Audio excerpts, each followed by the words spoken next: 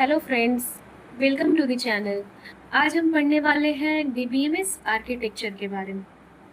Simple हम लोग समझते हैं कि आर्किटेक्चर का मतलब क्या होता है।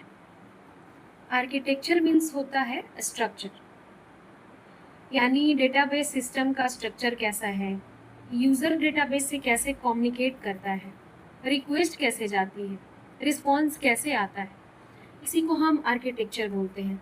बेसिकली आर्किटेक्चर के 3 टाइप्स होते हैं, फर्स्ट टायर, सेकेंड टायर और थर्ड टायर।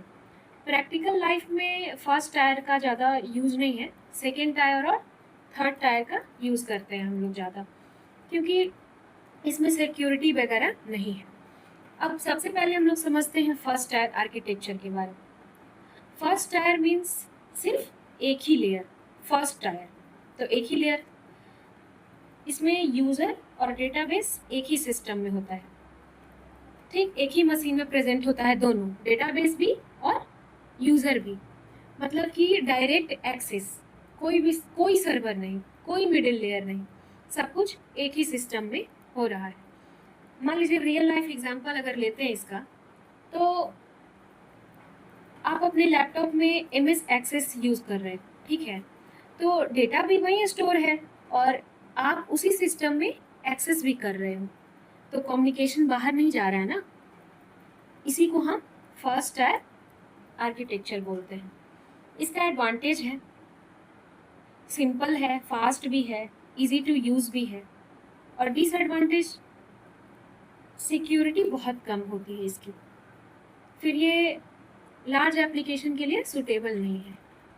ठीक, इसलिए प्रैक्टिकल वर्ल्ड में फर्स्ट आर्किटेक्चर का यूज बहुत ही कम होता है। इसलिए अब हम लोग सेकेंड आर्किटेक्चर के बारे में जानते हैं।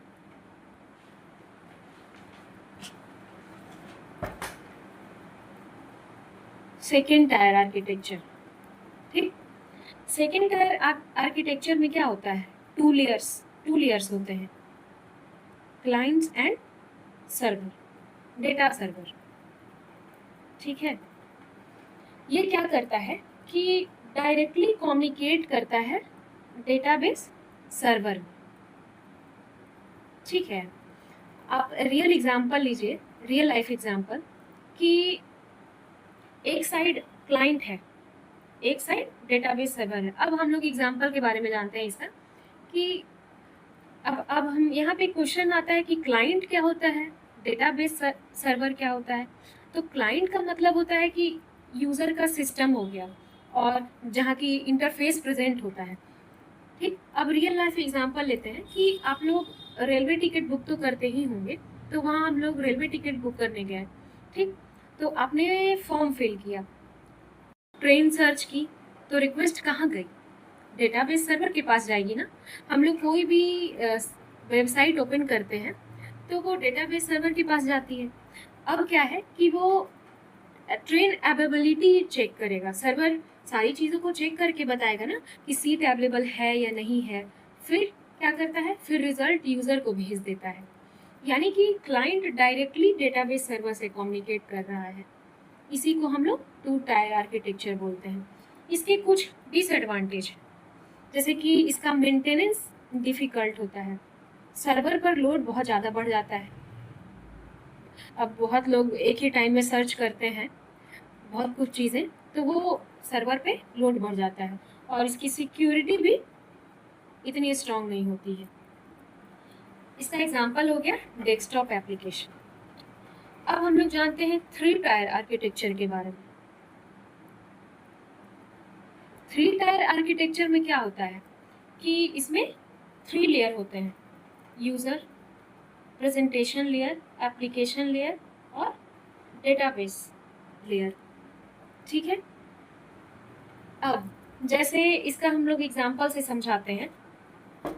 ठीक, एग्जांपल से समझा रहे हैं कि जैसे आप इंस्टाग्राम यूज़ करते हो, सभी लोग करते हैं, तो आप कोई फ़ोटो अपलोड करते हो, तो फ़ोटो डायरेक्टली डेटाबेस में नहीं जाती,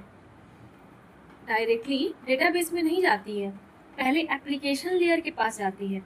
ठीक, एप्लीकेशन लेयर चेक करती है कि यूज़र वैलिड है या नहीं है। ठीक है, फिर साइज वैलिड है या नहीं है, फिर डेटाबेस में स्टोर करती है। ठीक है, यही होता है 3 टायर आर्किटेक्चर। इसका एडवांटेज भी है कि ये हाई सिक्योरिटी देता है। इतने सारे प्रोसेस के को पार करके ये 3 टायर एग्जीक्यूट होता है। तो इसमें एडवांटेज ये है कि हाई सिक्योरिटी, बेटर परफॉर्मेंस,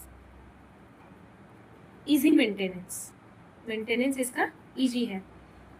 इसलिए ना मॉडर्न ये एप्लीकेशन बहुत मॉडर्न है 3 टायर आर्किटेक्चर। तो इसमें जितने भी अमेज़न हो गए, इंस्टाग्राम हो गए, बैंकिंग ऐप हो गए, तो 3 टायर का यूज करती है क्योंकि इसमें ज़्यादा सिक्योरिटी है।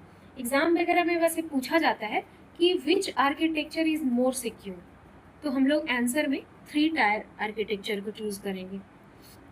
सो स्टूडेंट, आज हमने पढ़ा 1st tier architecture, 2nd tier architecture और 3rd टायर आर्किटेक्चर। ठीक है, अगर आप लोग को ये वीडियो हेल्पफुल लगे तो प्लीज़ सब्सक्राइब करें मेरे चैनल को for next video. Thank you.